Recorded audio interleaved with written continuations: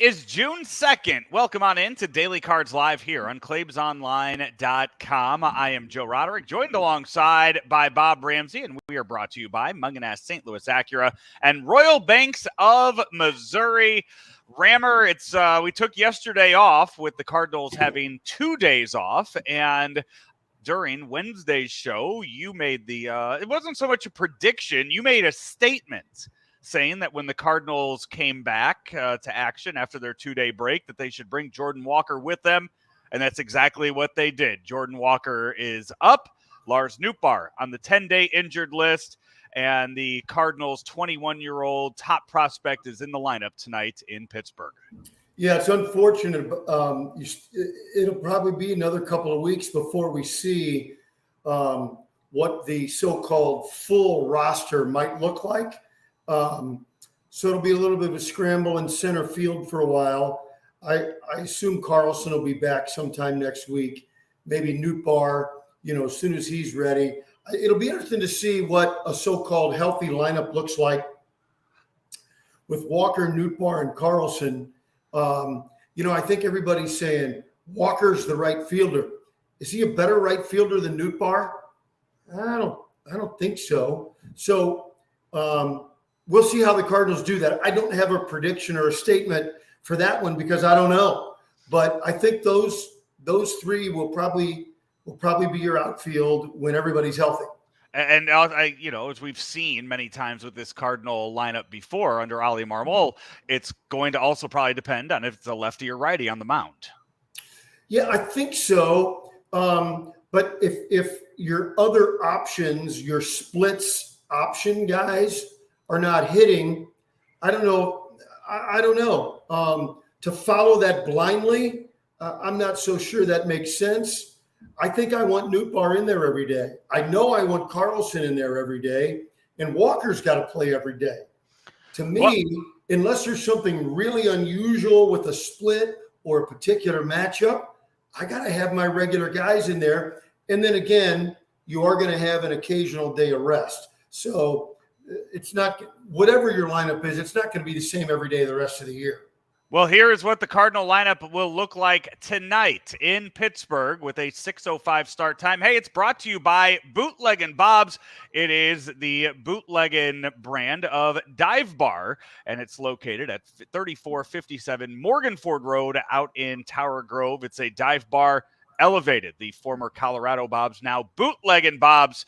And hey, if you're a fan of Busch or Stag, they have it there along with lots of those bar snacks that you know and love, and food trucks just about every single night of the week out at Bootleggin' Bob's at 3457 Morganford in Tower Grove. Cardinals will lead off with Brendan Donovan in left field, Paul Goldschmidt at first, Nolan Gorman at second, Nolan Arenado at third, Wilson Contreras in center.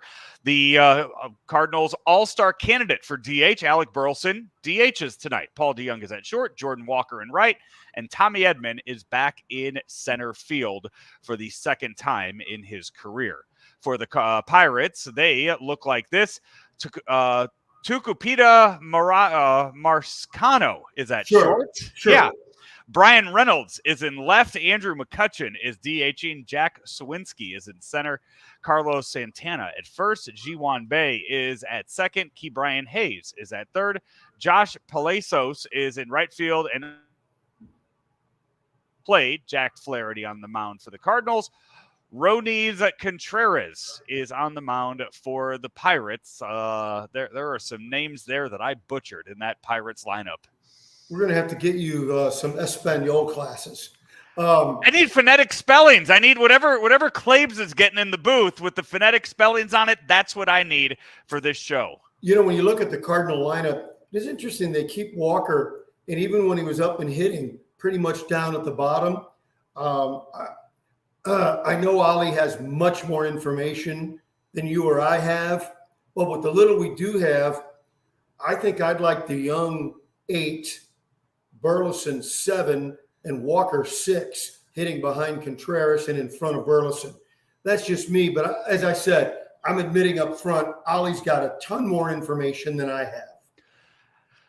Can we look at this second appearance by Jordan Walker? Does he have to stay up here now for good? Can he take the Memphis shuttle back? What is expected now that he is brought back up to this team in June? Well, I think performance, I don't think there's an expectation. If he performs, he stays. If he struggles, if he looks overmatched, then you say, okay, still not ready, right? I mean, to make a declaration now is something the Cardinals typically do, and I'm glad they didn't this time. Yeah, so we will see him now 21 years old, turned 21 a few weeks ago, back in the Cardinal lineup. Started his career with a 12-game hitting streak, starting on opening day for the Redbirds, and just wasn't quite able to keep it up at that pace over the next few weeks afterwards, before being sent down. The Cardinals, they turn the calendar over. A very good May when you look at what they did in the month of April, with the weather getting hot all over the country. I would imagine we're going to see a very hot Paul Goldschmidt too. As we all know, when the weather heats up, he heats up, and we haven't seen that yet. But he's been pretty damn good. But I'm talking about like a stretch of just home run after home run. I mean, where he hits 400 for 10 days. Yeah. Where he gets started on like a 40 game on base streak, something like that we are used to seeing Paul Goldschmidt do in the summer months. Yep. We've seen defending MVP Paul Goldschmidt. I don't think we have seen MVP contender Paul Goldschmidt just yet. Well, okay. That makes sense. We've seen him really, really hot. Yeah. He can do that. But I bet you, other than probably Atlanta and LA, everybody else in the National League would give you whatever they could to get him. I think he's still been good. And I think hitting him too is the right spot. And but I do think you're right. I think that Goldie stretch that we've seen once or twice a year, every year, I think that's still coming. I agree. Hey, speaking of LA and the Braves, both of those teams have some pretty big series this weekend. Always fun to look around the rest of baseball on a Friday and see what some of the big series are around baseball. This one, I don't think the Braves had this one circled on their calendar when the season started. They are in Arizona this weekend, taking on the first place Diamondbacks for a weekend series. So it's Braves Diamondbacks down in the desert. The Yankees are in LA to take on the Dodgers this weekend. I'm going to guess, Rammer, I'm going to go out on a limb, and I'm going to say that all three games this weekend get sold out in LA for Yankees and Dodgers. That's what they're planning on. Yeah, that's what they're planning on. Those could have sold out. A Tuesday-Wednesday series could have sold out there in LA for that, but they're getting it on a weekend with Aaron Judge. Somehow Aaron Judge right now, even with an injury, even with a stint on the IL, Aaron Judge is on pace to have better numbers this year than he did last year with the Yankees. And he's playing great defense too. What a marvelous player. It's easy to rob home runs when you're 6'10". Well, he's not 6'10". I've seen it. Hey, I mean, when you're up close to him, Rammer, he looks every bit of about 6'10". I wonder what the lineup would look like. I'm going to give you some homework. What would the lineup look like if you took the tallest player at each position in the big leagues? What that team would look like? Because now you'd have Walker on there too. By the way, okay, speaking of tallest players, I saw this picture the other day. I saw one of like a classic baseball picture the other day, and I didn't realize, like, I've heard the name before, but I never realized just how big of a guy this guy was. Frank Howard. Oh, Frank Howard, I think 6'7", about 260. He was a beast, man. Whatever picture I saw of him over the weekend was at an all-star game, and he's there standing between I think it was like Tony Olivo and Paul Blair. Tony Olivo. Paul Blair was not a big guy, so probably Howard was probably a foot taller. Yeah. Than Paul he's Blair. Just absolutely massive over those, and that's what it looks like when you see Aaron Tremendous. Judge around the rest of his teammates, Yeah. that's what it looks like Yeah. with Aaron Judge. Around the rest of baseball, by the way, other matchups this weekend, nothing. Mariners, Rangers, Angels, Astros with Shohei on the mound tonight. That'd Blue be good. Jays, Mets, That'd be another. good.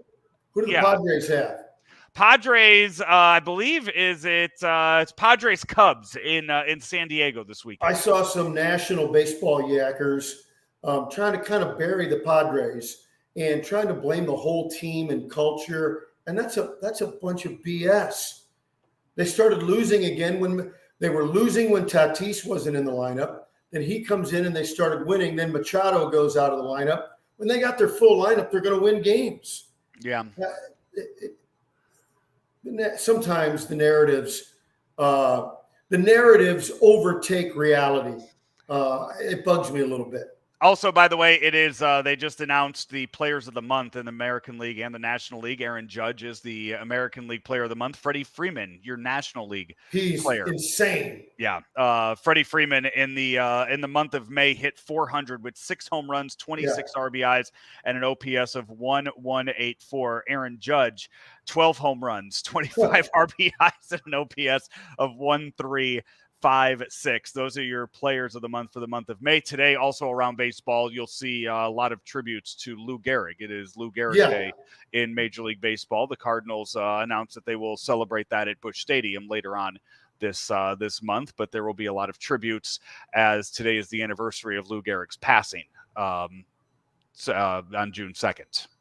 Yeah, and probably more people know him for ALS than they do for what a great player he was. The Iron Horse, people do know that with his consecutive game streak that Cal Ripken broke. You go look back at his number, he is clearly the greatest first baseman of all time, without a doubt.